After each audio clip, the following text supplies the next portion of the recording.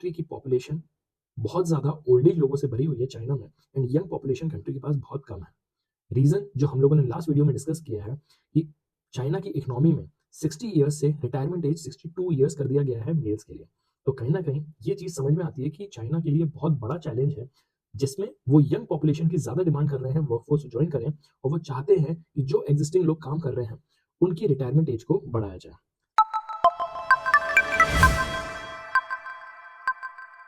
Hello listeners. Today we will be talking about the topic the China's economy. What is actually going on in the China's economy? So first of all, when it comes to China, it's easy to fall into simple yes or no thinking. Is the economy booming or bursting? That is, economy China की boom कर रही है या finally downgrade जा रही है? Is China an unstoppable force या तो वो सिर्फ एक पेपर टाइगर है? कभी कभी हम लोगों को लगता है कि चाइना यूएस जैसी कंट्री के साथ भी compete कर सकता है एंड एक अगला सुपर पावर बनेगा। लेकिन कभी चाइना की इकोनॉमी को देख के ऐसा भी समझ में आता है कि चाइना की इकोनॉमी बस एक पेपर टाइगर है जो कभी भी फॉल कर सकती है। लेकिन अगर हम लोग रियलिटी चेक करें चाइना की इकोनॉमी की तो वो काफी ज्यादा कॉम्प्लेक्स है। तो आज हम लोग एक्सप्लोर करेंगे पैराडॉक्सेस चाइना की करंट इकोनॉमिक सिचुएशन के बारे में, जो एक साइड से शो करती है कि चाइना की इकोनॉमी काफी ज्यादा बूम कर रही है, लेकिन ऐसे कुछ पॉइंट्स हैं जो चाइना की इकोनॉमी के बताते हैं कि चाइना की इकोनॉमी कंटिन्यूसली डाउनग्रेड हो रही है और वो एक टाइम पे पूरी खत्म हो सकती है। तो अब हम लोगों को देखना है कि ऐसे क्या पॉइंट्स हैं जो चाइना के इकोनॉमी के बारे में हम लोगों को समझाते हैं। अब अगर बात करें चाइना के बारे में तो China is facing the serious economic challenges. हम देख सकते हैं कि जो चाइना की क्विकली जो लीडर बनने की टेक्नोलॉजी है, दैट इज कि वो कोशिश कर रहे हैं कि कटिंग एज टेक्नोलॉजी लेकर आ पाए, लेकिन क्या वो वाकई में इतनी अच्छी टेक्नोलॉजी ला पा रहे हैं कि नहीं। तो first let's look at the challenges what the China economy is facing now. First of all the consumer confidence is at record lows and the real sector, the key driver of the China growth is the mid of the so collapse. It says कि consumers का जो confidence है वो continuously fall होता चले जा रहा है चाइना की इकोनॉमी में। Also जो कंट्री का रियल स्टेट सेक्टर है, जो चाइना की सबसे बड़ा रीजन था चाइना की ग्रोथ के लिए, वो भी अब स्लोली कोलैप्स करने वाला है। सिर्फ यहीं तक नहीं, जो उनकी कंट्री का यथ अनएम्प्लॉयमेंट रेट है वो भी 20% तक पहुंच चुका है। जैसे हमने पुराने वीडियोस में बात करी है, जिसमें हमने समझा है कि कंट्री की पॉपुलेशन बहुत ज़्यादा ओल्ड एज लोगों से भरी हुई है चाइना में एंड यंग पॉपुलेशन कंट्री के पास बहुत कम है। रीज़न जो हम लोगों ने लास्ट वीडियो में डिस्कस किया है कि चाइना की इकोनॉमी में 60 ईयर्स से रिटायरमेंट एज 62 ईयर्स कर दिया गया है मेल्स के लिए। तो कहीं ना कहीं ये चीज़ समझ में आती है कि चाइना के लिए बहुत बड़ा चैलेंज है, जिसमें वो यंग पॉपुलेशन की ज़्यादा डिमांड कर रहे हैं, वर्कफोर्स ज्वाइन करें और वो चाहते हैं कि जो एग्जिस्टिंग लोग काम कर रहे हैं उनकी रिटायरमेंट एज को बढ़ाया जाए। बट यही सिर्फ एक रफ पैच नहीं है जो चाइना की कॉन्फिडेंस कंज्यूमर्स की लूज कर रहा है, लेकिन चाइना के अगर इकोनॉमिक मॉडल के बारे में बात करें तो एक और साइड है। China is racing ahead in the tech, that is China ये भी देखा जा रहा है कि टेक्नोलॉजी के मामले में काफी ज्यादा आगे जा रहा है, outpacing the west in areas like electric vehicles, which is कि इलेक्ट्रिक व्हीकल्स में भी वो अमेरिका को सरपास करने वाला है। चाइना के अगर हम ब्रांड्स की बात करें जैसे BYD, उनने सरपास कर दी है टेस्ला के टॉप ईवी एक्सपोर्टर्स तक को। तो मतलब इतनी ज्यादा इलेक्ट्रॉनिक व्हीकल्स यहाँ पे बनाए जा रहे हैं चाइना में BYD कंपनी के नाम से, जो टेस्ला को भी सरपास कर देंगे। एंड ऑल्सो सिर्फ BYD कंपनी प्राइजेस में ही compete नहीं कर रही है टेस्ला को, लेकिन वो क्वालिटी और इनोवेशंस को भी बहुत ज्यादा फोकस कर रही है। सेम हम लोग बात कर सकते हैं इंडिया की सिचुएशन का। इंडिया में मारुति की सबसे ज्यादा कार सेल होती है एंड सेकंड नंबर पे आती है Hyundai की। तो Hyundai अगर इतनी सक्सेसफुल हो पाई है तो वो भी सेम रीजन है जो वहां पे BYD कंपनी कर रही है, विच इज Hyundai कंपनी ना ही सिर्फ प्राइसेस में कम कर रही है अपने आप को, प्लस वो क्वालिटी और इनोवेशंस भी दे रही है जो इंडिया की पॉपुलेशन को चाहिए। In the same model BYD company भी वर्क कर रही है, जिसमें वो टेस्ला को अगर सरपास कर पा रही है सेल्स में, तो वो सिर्फ यही रीजन है कि वो क्वालिटी, इनोवेशन और प्राइस में बहुत ज्यादा ध्यान दे रही है। एक और चीज, अगर हम बात करें सोलार पैनल्स के बारे में, तो सोलार पैनल्स में भी चाइना का डोमिनेंस बहुत ज्यादा क्लियर है। 80% सप्लाई चेन सब चाइना के थ्रू होता है। एडवांस बैटरी टेक्नोलॉजी में भी चाइना का बहुत ज्यादा डोमिनेंस है। अब हम लोग कैसे बेसिकली एक सेंस बनाएं दो कॉन्फ्लिक्टिंग नैरेटिव्स के बारे में, क्योंकि एक जगह हम लोग देख रहे हैं कि कंट्री उनकी रिसेशन में आ रही है। क्या पॉइंट्स हैं जो शो करते हैं रिसेशन में आ रहे हैं? कंज्यूमर्स का कॉन्फिडेंस काफी ज्यादा फॉल हो चुका है एंड सेकंड थिंग, जहां पे उनका रियल स्टेट सेक्टर भी कोलैप्स होने वाला है। तो आखिर हम कैसे समझें कि एक जगह वो फॉल हो रहे हैं और दूसरी जगह उनका सोलार पैनल काफी ज्यादा ग्रो कर रहा है, उनकी इलेक्ट्रॉनिक टेक्नोलॉजीज जो व्हीकल्स हैं वो भी सरपास कर रही है टेस्ला को। तो आखिर क्या पॉइंट बनाया जाए चाइना की इकोनॉमी को समझने के लिए? तो बेसिकली उसमें चाइना का इकोनॉमिक मॉडल जो चल रहा है वो है बैलेंस शीट रिसेशन। ये डेवलप किया गया था इकोनॉमिस्ट रिचर्ड कू ने।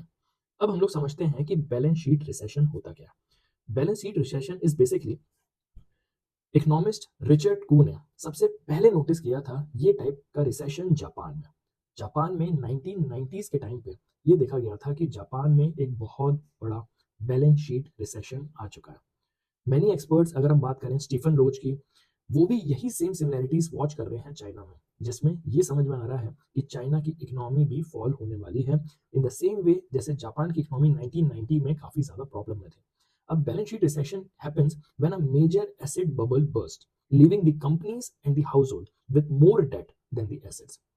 ये एक ऐसा मेजर एसेट बबल है जब बस्ट होता है तो ना ही सिर्फ कंपनीज लेकिन हाउसहोल्ड्स भी, उनके पास ज्यादा डेट आ जाता है एसेट से। मतलब आप कुछ ऐसा समझिए कि कंटिन्यूसली आप लोग डेट्स लेते चले जा रहे हैं और आपके पास इतने एसेट्स है ही नहीं। तो मतलब कहीं ना कहीं आपके पास सिर्फ डेट है, लोन्स हैं रीपे करने के लिए, लेकिन आपके पास कोई एसेट्स नहीं है जो आपके पास है। तो यही सेम सिचुएशन हुई थी जापान में इन अ टिपिकल इकोनॉमी जब इंटरेस्ट रेट्स बहुत ज्यादा ड्रॉप कर जाते हैं। पीपल और बिजनेस क्या करते हैं उस समय? बोरो ज्यादा करते हैं और खर्चा ज्यादा करते हैं। लेकिन अगर बात करें बैलेंस शीट रिसेशन के बारे में तो इसमें जस्ट अपोजिट होता है। Even with low interest rate लोग फोकस करते हैं अपने डेट को रीपे करने के लिए, ना कि स्पेंड करने के लिए और इन्वेस्ट करने के लिए। Again balance sheet recession is a time जब इंटरेस्ट रेट्स काफी ज्यादा लो हैं। जब इंटरेस्ट रेट्स काफी ज्यादा लो होते हैं तो नॉर्मल पब्लिक से ये अज्यूम किया जाता है कि पब्लिक ज्यादा से ज्यादा खर्चे करेगी, ज्यादा से ज्यादा शेयर मार्केट में इन्वेस्ट करेगी, प्रॉपर्टीज खरीदेगी। लेकिन अगर आपकी कंट्री में बैलेंस शीट रिसेशन चल रहा है, इसका ये मतलब है कि आप लोग इतने कम इंटरेस्ट रेट्स में भी नए लोन नहीं लोगे। क्यों? क्योंकि आपके ऊपर डेट बहुत ज्यादा है। और जब कंट्रीज के ऊपर या लोगों के ऊपर डेट बहुत ज्यादा होता है तो वो लोग कोशिश करते हैं कि अपना लोन रीपे कर पाए, ना कि जो इंटरेस्ट रेट्स कम हुए हैं बैंक की तरफ से उसका फायदा उठा के एक नया लोन लें।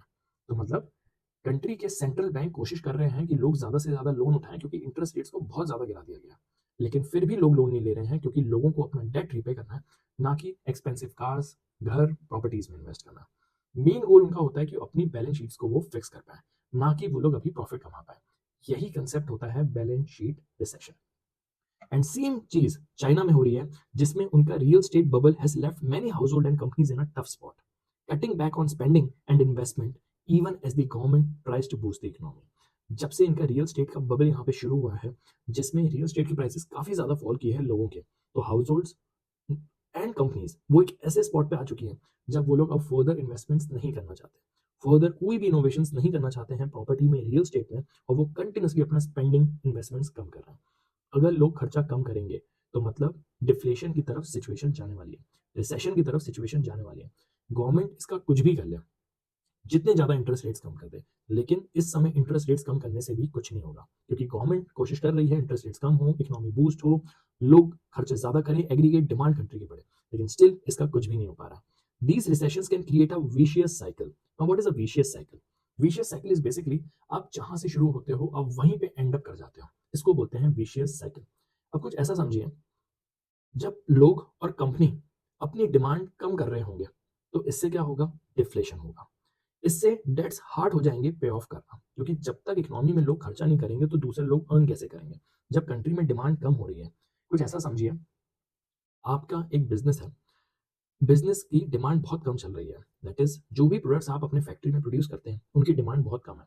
अगर डिमांड कम है तो आप प्रोडक्शन कम कर रहे होंगे, प्रोडक्शन कम हो रहा है, ऐसे सब लोगों का प्रोडक्शन अगर कम होगा तो कंट्री में एक डिफ्लेशन की सिचुएशन बन जाएगी। अगर आपकी कंपनी, आपका बिजनेस अर्न कर रहा होता तो आप पुराने डेट्स को रीपे कर पा रहे होते, लेकिन जब कंट्री में डिमांड नहीं है आपके गुड्स की तो ऐसी सिचुएशन में आप अपने प्रॉफिट से डेट भी रीपे नहीं कर पा रहे हो क्योंकि आपके पास प्रॉफिट्स नहीं आ रहे, आपका बिजनेस नहीं चल पा रहा। यही सेम सिचुएशन है चाइना में, जब डिमांड कम हो रही है, डिफ्लेशन की सिचुएशन बन रही है, लोगों के लिए डेट पे करना भी बहुत ज्यादा मुश्किल हो चुका है, और लोग जब अपनी स्पेंडिंग कम कर रहे हैं, इन्वेस्टमेंट कम कर रहे हैं, तो ये लोअर इंटरेस्ट रेट्स भी वर्क नहीं कर रहा है। तो मतलब लोग पूरी तरीके से कोशिश कर रहे हैं चाइना में कि अपना बस डेट रीपे कर रहे हैं, लेकिन अल्टीमेटली डेट पूरा रीपे नहीं हो पा रहा है क्योंकि इतनी कंट्री में डिमांड नहीं है। दैट्स वाई चाइना के सेंट्रल बैंक ने भी कंटिन्यूसली रेट्स कम किए, लेकिन फिर भी उनकी इकोनॉमी बूस्ट नहीं हो पाई। जब भी कंट्री में डिफ्लेशन होता है, हमेशा कंट्री के सेंट्रल बैंक्स चूज करते हैं इंटरेस्ट रेट्स को कम करना, जिससे कंट्री की डिमांड बढ़े। कंट्री में इन्फ्लेशन होता है तो कोशिश की जाती है इंटरेस्ट रेट्स को इतना ज़्यादा बढ़ा दें कि बोरिंग बहुत ज़्यादा एक्सपेंसिव हो जाए। तो हमेशा कंट्री को स्टेबल रखने के लिए इंटरेस्ट रेट्स को चेंज किया जाता है। डिफ्लेशन के टाइम पे इंटरेस्ट रेट्स को कम किया जाएगा, इन्फ्लेशन के टाइम पे इंटरेस्ट रेट्स को बढ़ाया जाएगा। अब चाइना के इंटरेस्ट रेट्स इतने ज़्यादा कम हो चुके हैं, फिर भी उनकी इकोनॉमिक एक्टिविटी बूस्ट नहीं हो रही है। इवन चाइना की जो गवर्नमेंट बॉन्ड्स हैं, वो भी इतने सुपर लो लेवल्स पे चल रही हैं, जो बता रही हैं कि प्राइवेट सेक्टर काफ़ी ज़्यादा कम बोरोइंग कर रहा है। अब हम लोग कंपेयर करते हैं चाइना के चैलेंजेस को जापान के चैलेंजेस 1990 से, क्योंकि हम लोगों को अगर बैलेंस शीट रिसेशन समझना है तो हम लोगों को समझने की ज़रूरत है कि ये कंसेप्ट जो रिचर्ड कू ने इन्वेंट किया था जापान की इकोनॉमी को देखते हुए, क्या जापान की ऐसी सिचुएशन हुई थी 1990 में जो हम लोग कह रहे हैं कि चाइना की इकोनॉमी में भी सेम हो सकता है। तो बेसिकली जापान में 1990s के टाइम पे अनस्टॉपेबल इकोनॉमिक फोर्स था। जस्ट लाइक चाइना जैसी चल रही है, सेम इकोनॉमिक फोर्स जापान का भी था। लेकिन उसी टाइम पे जापान में 1990 में एक सडनली एसेट बबल बर्स्ट हुआ।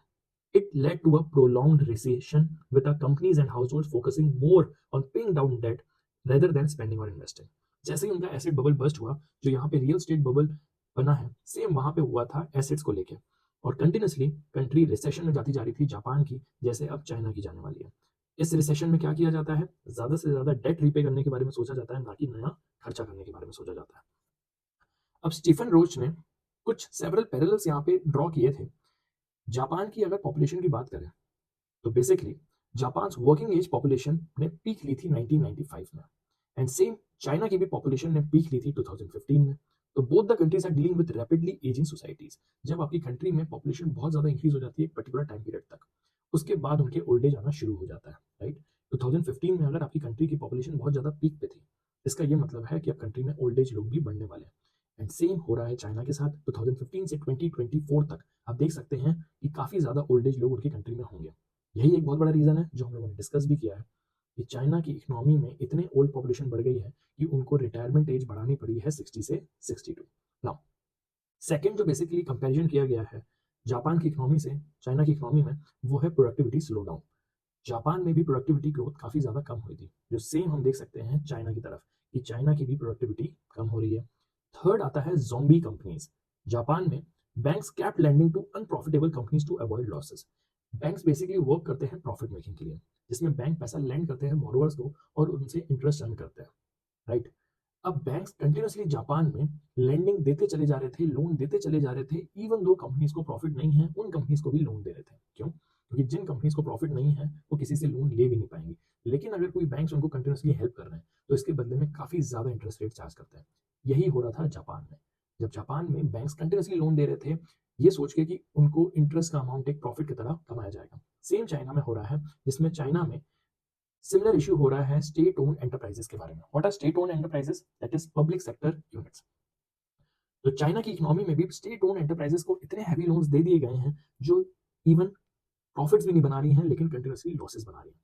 फिर एक पॉइंट आता है जो सिमिलरिटी देखी गई है, वो है पॉलिसी रिस्पॉन्स। जापान और China were slow to recognise the severity of their problems. दोनों ने इतनी सारी प्रॉब्लम्स होने के बाद भी रिकॉग्नाइज नहीं किया कि कितनी ज्यादा उनकी कंट्री में प्रॉब्लम चल रही है जिसका उनको कोई सॉल्यूशन लेना चाहिए।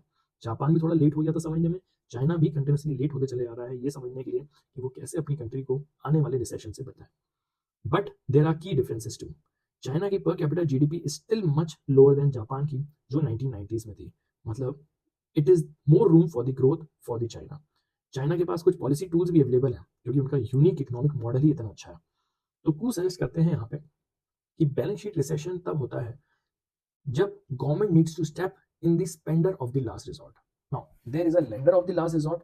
Now we are going to study about the topic the spender of the last resort. मतलब जब कोई भी खर्चा ना कर रहा हो तो आखिरी में किससे उम्मीद करी जाती है, किससे एक्सपेक्टेशन किया जाता है कि खर्चा करेगा, यह है गवर्नमेंट, राइट। तो बेसिकली कू सजेस्ट करते हैं कि अगर ऐसी सिचुएशन में आपकी कंट्री रिसेशन में जा रही है तो spender of the last resort बनना चाहिए उन कंट्री की गवर्नमेंट्स को, जिससे उनकी इकोनॉमी कंटिन्यूसली चलती रहे। तो चाइना ने भी सेम फिस्कल स्टिमुलस यूज किया है, but much of it has gone towards industrial policy and building productive capacity rather than directly boosting household incomes and consumption. Government continuously industries पे खर्चा कर रही है एंड प्रोडक्टिव कैपेसिटी बढ़ाने के लिए मशीन्स पे खर्चा कर रही है। लेकिन खर्चा करने का तरीका ये भी हो सकता है कि गवर्नमेंट सब्सिडीज दे दे हाउस होल्ड को, जिससे लोग अपना खर्चा बढ़ा पाए, लोग अपना कंजम्पशन बढ़ा पाए। गवर्नमेंट पेंशन बढ़ा दे, गवर्नमेंट एम्प्लॉयड लोगों को पैसा देना शुरू कर दे, जिससे हाउस होल्ड की इनकम बूस्ट हो, जिससे वो लोग कंजम्पशन बढ़ाएं। क्योंकि अगर spender of the last resort बनना है तो इसका ये सॉल्यूशन है कि आप खर्चे करो, दैट इज गवर्नमेंट खर्चा करे। और कैसे गवर्नमेंट खर्चा करे? ऐसे खर्चे करे जिससे लोगों का खर्चा बढ़े। फॉर एग्जाम्पल, गवर्नमेंट उनको अनएम्प्लॉयमेंट अलाउंस का पैसा देगी, तो जो लोग एम्प्लॉयड नहीं है उनके पास इनकम आएगी, वो लोग गुड्स खरीदने के लिए खर्चा करेंगे। तो ये खर्चा करने की जरूरत है गवर्नमेंट को, लेकिन गवर्नमेंट अभी तक इंडस्ट्रियल पॉलिसी और सिर्फ प्रोडक्टिव कैपेसिटी पे ध्यान दे रही है। Now let's look eight China's export boom. अगर पास्ट डिकेड की बात करें तो चाइना का एवरेज एनुअल ट्रेड सरप्लस था $250 बिलियन। लेकिन बात करें 2020 से 2024 तक, तो वो $250 बिलियन से $480 बिलियन तक पहुंच चुका है। मतलब ये सिर्फ 4 साल में 2020 से 2024 में डबल हो चुका है अपने पुराने एवरेज से। As the percentage of GDP China का ट्रेड सरप्लस भी इंक्रीज हुआ है, लेकिन अभी भी जो उनका पीक लेवल रहा था 2000 के जीडीपी का, वो अभी भी कम है। तो हम लोग देख सकते हैं कि अगर कंट्री में कुछ प्रॉब्लम्स हैं तो कुछ एडवांटेजेस भी चल रहे हैं। वाइल ये सरप्लस इकोनॉमी को हाईलाइट करते हैं कि वो इकोनॉमी ग्रो करवा रहे हैं। दे ऑल्सो रेज क्वेश्चंस कि ग्लोबल ट्रेड इम्बैलेंस का क्या हुआ, सस्टेनेबिलिटी ऑफ चाइना के एक्सपोर्ट का क्या हुआ। ऑल्सो चाइना की मैसिव इंडस्ट्रियल सब्सिडीज जो बेसिकली $220 बिलियन एनुअली चल रही है, ये थोड़ा सा कॉम्प्लिकेट कर देती है। मतलब कंट्री में कंटिन्यूसली एक्सपोर्ट्स बढ़ रहे हैं, लेकिन गवर्नमेंट को इतनी ज्यादा सब्सिडीज भी देनी पड़ रही है इतने एक्सपोर्ट्स बढ़ाने के लिए। मतलब आप अपने रेवेन्यूज तो अर्न कर रहे हो इतने एक्सपोर्ट्स करके, लेकिन अगर आपको उतनी ही खर्चा करना पड़ रहा है, उतनी ही सब्सिडीज देनी पड़ रही है इन कंपनीज को, तो मतलब अल्टीमेटली तो आपकी कंपनीज लॉसेस में है, तो ही आपको इतनी सब्सिडीज देके उनको हेल्प करना पड़ रहा है। तो ये थोड़ा सा कॉम्प्लिकेट कर रही है पिक्चर, जिससे इंटेंस कॉम्पिटिशन, ओवर प्रोडक्शन और सब्सिडाइज इंडस्ट्रीज का एक समझ में आता है सिनेरियो चल रहा है। विशेष कि कंपटीशन बहुत ज़्यादा है, इसलिए गवर्नमेंट इतना ज़्यादा उनको सब्सिडीज दे रही है। जब सब्सिडीज बहुत ज़्यादा मिलने लगती हैं तो इसका मतलब होता है कि लोग एक्सेस में प्रोडक्शन करेंगे, इतना प्रोडक्शन करेंगे जितनी नीड भी नहीं है। वही हो रहा है चाइना की इकोनॉमी के साथ। One of the biggest issues China faces is it's low consumption share of GDP. GDP तो उनकी इंक्रीज हो रही है, लेकिन उतना कंजम्पशन कंट्री में नहीं है।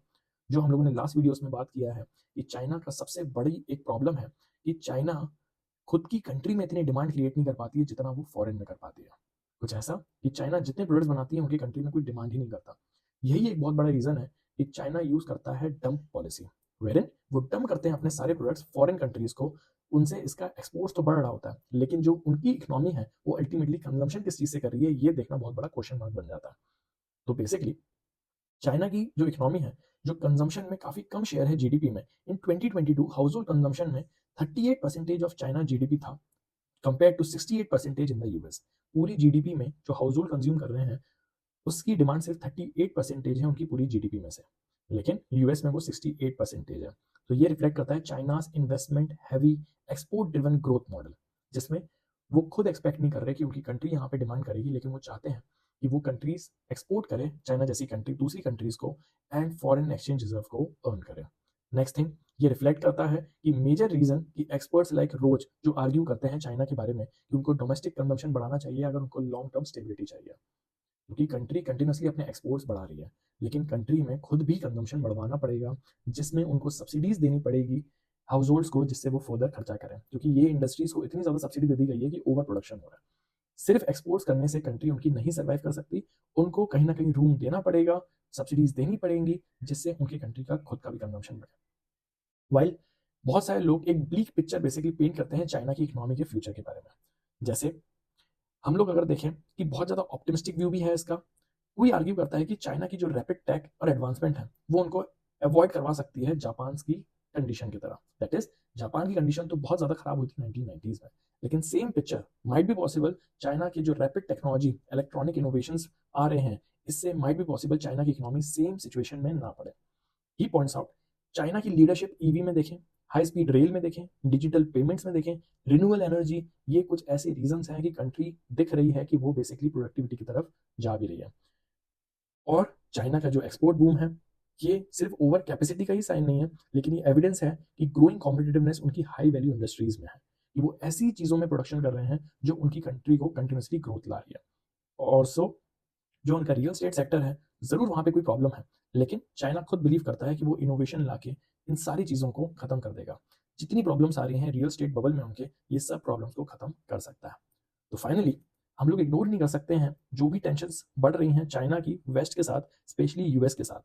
एक्सपर्ट्स लाइक स्टीफन रोज वार्न करते हैं कि राइवलरी काफ़ी ज़्यादा डीरेल कर सकती है इनकी इकोनॉमी की ग्रोथ को। क्योंकि आपको भी पता है, जब भी यूएस को कुछ होता है, तो सारी कंट्रीज़ अफेक्ट होती हैं उससे।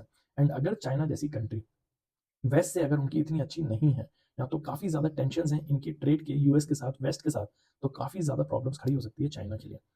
तो बेसिकली इनको थोड़ा-सा टेंशन्स कम करने के लिए यूएस से अच्छे रिलेशंस रखने पड़ेंगे, आगे जाके अगर वो नहीं चाहती कि उनकी इकोनॉमिक ग्रोथ डीरेल हो, या तो ग्लोबल एफर्ट्स में क्लाइमेट चेंज की तरफ जो बहुत ज़्यादा प्रॉब्लम्स क्रिएट करी है यूएस ने, उसको भी टैकल करनी होगी। Next thing, historian Adam twos emphasis करते हैं कि चाइना का जो डोमिनेंस है वो ग्रीन टेक्नोलॉजी में उनको क्रूशियल पार्टनर बना सकता है अगर उनको क्लाइमेट चेंज की तरफ फोकस करना है तो। लेकिन जियोपॉलिटिकल कॉन्फ्लिक्ट करते हैं कि ये कोलैबोरेशन खत्म भी हो सकता है, क्योंकि इतनी ज़्यादा जब आप इंडस्ट्रीज आपके पास होती हैं, जब आप इतना ज़्यादा प्रोडक्शन करते हो, तो आपको क्लाइमेट के बारे में भी थोड़ा ध्यान रखना होता है। तो क्लाइमेट कंट्रोल में थोड़े से इनको कोलैबोरेशन बनाने की ज़रूरत है चाइना को, जिसमें वो एक पार्टनर बन के सामने आए, क्रूशियल पार्टनर, जिसमें वो क्लाइमेट चेंज के अगेंस्ट में वर्क करें। So we are left with China's that pushing to lead in tech even as its traditional growth engine stall. Question है कि चाइना क्या जापान के एक्सपीरियंस से एक नया पाथ ले पाएगी, या वो स्ट्रगल करती रहेगी अपने स्टैग्नेशन से। ऑल्सो कुछ लोग सजेस्ट करते हैं कि चाइना का might be possible technological advancement उनको अलाउ कर सकता है कि वो एक नया पाथ बनाए, जिसमें उनका इलेक्ट्रॉनिक चीज़ काफ़ी ज़्यादा ग्रो कर सकती है। ईवी सेक्टर जो उनका ग्रो कर रहा है, सोलार जो उनका ग्रो कर रहा है, वो माइट बी पॉसिबल उनको एक नए ग्रोथ की तरफ लेके जा सकता है। ये सिर्फ क्वेश्चंस चाइना के लिए ही नहीं, लेकिन पूरी ग्लोबल इकोनॉमी के लिए ज़रूरी है, क्योंकि चाइनाज इकोनॉमिक चॉइसेस शेप करेंगे वर्ल्ड के इकोनॉमिक लैंडस्केप को, और वो नेविगेट करेंगे कि कैसे इन चैलेंजेस से पॉलिसी मेकर्स डील कर सकते हैं। नॉट ओनली पॉलिसी मेकर्स, लेकिन बिजनेस लीडर्स को भी बेसिकली देखना पड़ेगा कि कैसे वो लोग अब सर्वाइव करें। एंड जैसे रिचर्ड कू ने जापान की 1990 की सिचुएशन को देख के प्रेडिक्ट किया था कि एक बहुत बड़ा बैलेंस शीट रिसेशन चल रहा है उनकी कंट्री में, जिसमें लोग डेट बहुत ज़्यादा ले रहे हैं, एंड इस डेट को अब रीपे करने के लिए ज़्यादा खर्चे हो रहे हैं, ना कि नए लोन्स लिए जा रहे हैं स्पेंडिंग करने के लिए। सेम वे में अब चाइना की भी इकोनॉमी शो करेगी कि ये सिचुएशन से उनने कैसे डील किया, राइट। क्योंकि हम लोगों ने इस पूरे टॉपिक में अच्छे से समझा है कि बैलेंस शीट रिसेशन होता है जब कंट्रीज में हाउस होल्ड बिजनेसेस के पास बहुत सारे डेट्स होते हैं, और कंटिन्यूसली जब गवर्नमेंट इंटरेस्ट रेट्स कम भी कर देती है, लोग ज़्यादा खर्चा करना नहीं चाहते, लोग चाहते हैं कि अपने डेट को रीपे करें। एंड ऐसी सिचुएशन में spender of the last resort government बनती है, जिसमें गवर्नमेंट ही खुद खर्चा करती है, एंड कंट्री का कंजम्पशन कंट्री की डिमांड को इंक्रीज करती है। लेकिन जैसे हमने पढ़ा कि चाइना में जो गवर्नमेंट है वो इंडस्ट्रीज की तरफ ज़्यादा और प्रोडक्टिव कैपेसिटी की तरफ ज़्यादा खर्चा कर रही है, ना कि हाउस होल्ड्स की तरफ। तो इसमें हम लोगों ने एक लेसन लिया है कि कभी भी जब ये प्रॉब्लम्स आती हैं, तो government spender of the last resort की तरह सिर्फ इंडस्ट्रीज नहीं, हाउस होल्ड्स को भी सब्सिडीज देके कंजम्पशन पैटर्न को इंक्रीज करवाना चाहिए, क्योंकि लोग ऑलरेडी खुद खर्चा नहीं करेंगे इतने कम इंटरेस्ट रेट्स को भी देख के, लेकिन गवर्नमेंट ही आखिरी में स्पेंडर ऑफ लास्ट रिजॉर्ट की तरह खर्चा करे। सो आई होप कि आपको ये चाइना के मैसेज से समझ में आया होगा कि एंटायर ग्लोबल इकोनॉमी कैसे वर्क करने वाली है, एंड इसके लेसन्स को देख के चाइना क्या नया पाथ बनाने वाला है। Thank you.